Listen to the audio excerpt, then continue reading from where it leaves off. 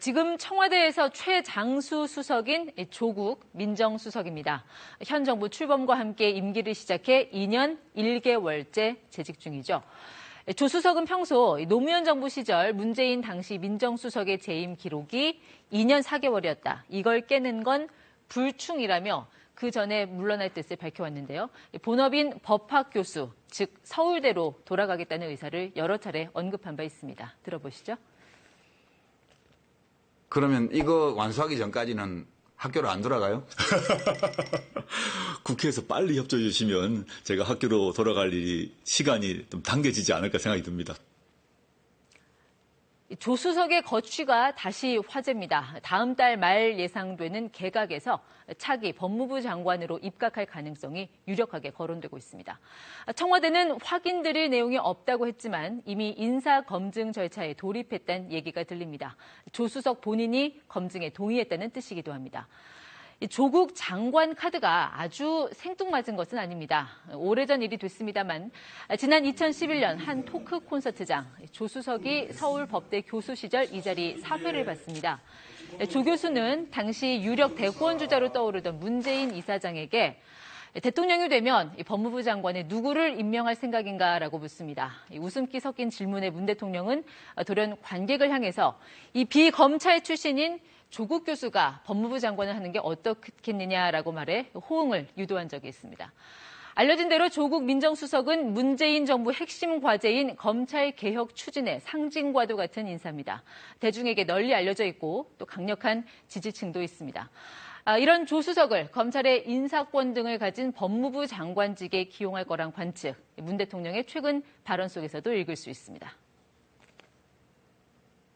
권력 기관들에 대한 개혁, 이것이 이제 가장 중요한 임무 중에 하나이죠. 이제 법제화하는 과정이 남아 있는데 그런 작업까지 성공적으로 이렇게 맞춰주기를 저는 바라고 있습니다.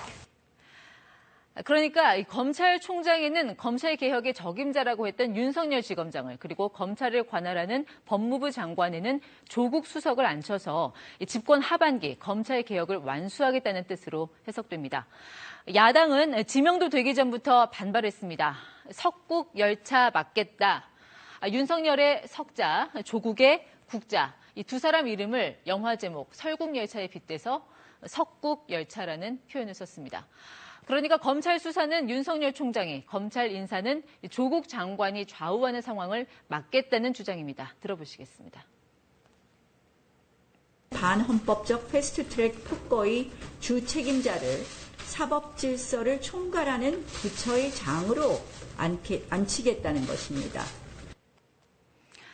또 민정수석에서 곧바로 법무부 장관으로 가는 것이 적합하냐는 논란도 있습니다.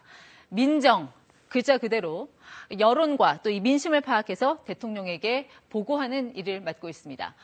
검찰, 경찰, 국정원, 국세청, 감사원 이 5대 권력기관에 관할하고요. 대통령 친인척 관리와 고위공직자 인사검증도 맡습니다. 청와대 수석치고 경무에 시달리지 않을 사람이 있을까 싶지만 그중에서도 민정수석은 청와대 업무의 절반에 관여한다는 소리가 나올 만큼 할 일이 많습니다. 문재인 대통령은 저서 운명에서 민정수석 1년 만에 일을 10개나 뽑아야 했다고 회고하기도 했습니다. 이렇게 대통령의 최측근으로 꼽히는 민정수석을 검찰의 상위 부처인 법무부에 보내는 것이 맞냐는 논란 8년 전에도 있었습니다.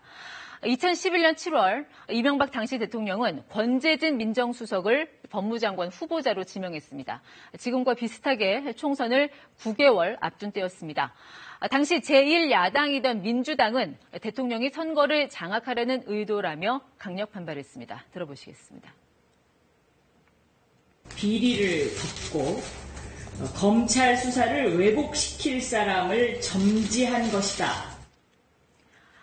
당시 민주당 수석 부대표였던 노영민 현 대통령 비서실장은 청와대가 특유의 오기를 부린다고 맞서기도 했습니다.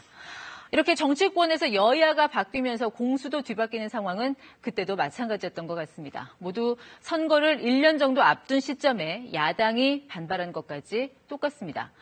이보다 앞서 2006년에는 노무현 대통령이 문재인 당시 민정수석의 법무장관 기용을 추진했지만 야당인 한나라당은 물론 여당인 열린우리당의 반대로 무산된 바 있습니다.